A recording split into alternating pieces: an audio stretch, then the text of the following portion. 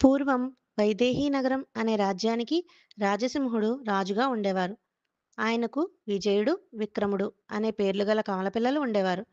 ఆయన చిన్నప్పుడే పిల్లలిద్దరినీ గురుకులంలో విద్యలను అభ్యసించడానికి పంపేశారు. వారిద్దరూ కూడా గురుకులంలో వారి గురువు చెప్పిన అన్ని విద్యలను కష్టపడి నేర్చుకొని తిరిగి తమ రాజ్యానికి వచ్చి రాజసింహుడి దగ్గర మరియు వైదేహీ నగర ప్రజల దగ్గర వారి విద్యలను ప్రదర్శించారు. రాజకుమారుల విద్యలను చూసిన ప్రజలలో కొంతమంది ఇలా అనుకోసాగారు. ఈ రాజకుమారులకు గురుకుల విద్య చాలా కష్టంగా అనిపించి ఉంటుంది.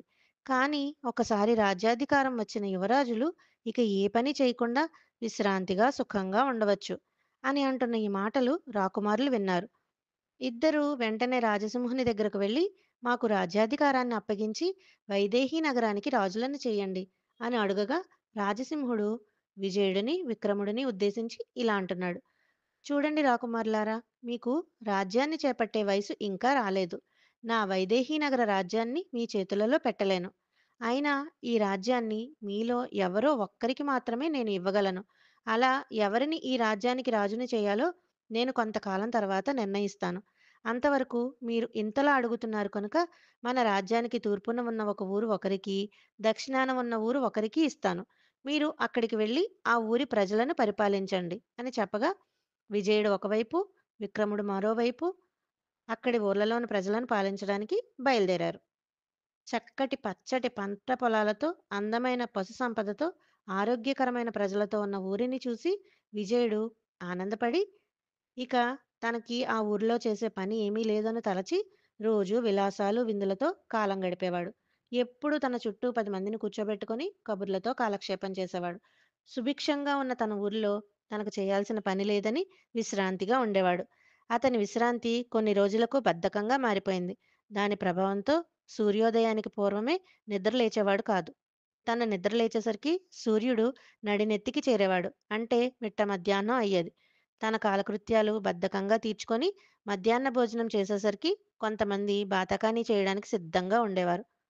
ఊరి ప్రజలతో కలిసి చేసే విందులు, వినోదాలు పూర్తి చేసి రాత్రి ఆలస్యంగా నిద్రపోవడం, మరలా ఉదయం ఆలస్యంగా నిద్రలేవడం. ఏమైనా ఊరి సమస్యలు ఎవరైనా చెప్పబోతే రేపు చూద్దాం, రేపు మాట్లాడదాం అని వాయిదా వేయడం. ఇలా రోజు విజయుడి దినచర్య మారిపోయింది. ఇతను చేసే పనులు, ఇతని దినచర్య చూసి తన సిబ్బంది కూడా అలానే ఉండేవారు.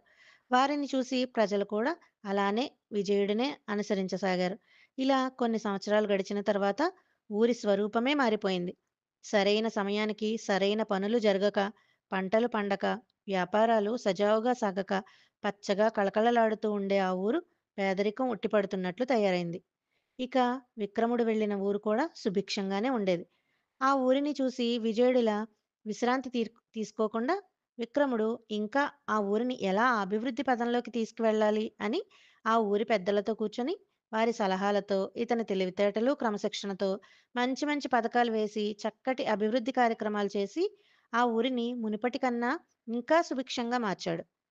విశ్రాంతి లేకుండా క్రమశిక్షణతో ఉన్న విక్రముడిని చూసి ఆ ఊరి ప్రజలు కూడా ఎల్లప్పుడూ ఊరి అభివృద్ధి కోసం పనిచేస్తూ ఉండేవారు.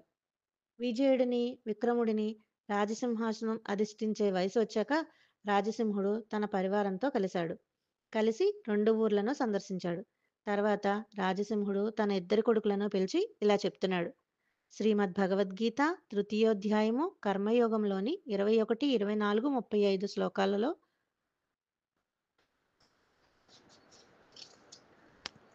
యద్యదాచరతి శ్రేష్టః తత్తదేవేతరో జనః స యత్ప్రమాణం కురుతే లోకస్తద్ అనువర్తతే. శ్రేష్ఠులు దేనిని ఆచరిస్తారో ఇతరులు కూడా దానినే అనుసరిస్తారు. శ్రేష్ఠులు దేనిని ప్రమాణంగా గ్రహిస్తారో దానినే లోకము కూడా ప్రమాణంగా అంగీకరిస్తుంది. ఉత్సీదేయుర్ఇమే లోకా న కుర్యాం కర్మ చేదహం సంకరస్య చ కర్తాస్యాం ఉపహన్యాం ఇమః ప్రజాః. నేను అంటే పరమాత్మ ఎప్పుడైతే కర్మలను ఆచరించకుండా ఉంటానో మనుషులు కూడా ఏ పని చేయకుండా నా మార్గమునే అనుసరిస్తారు.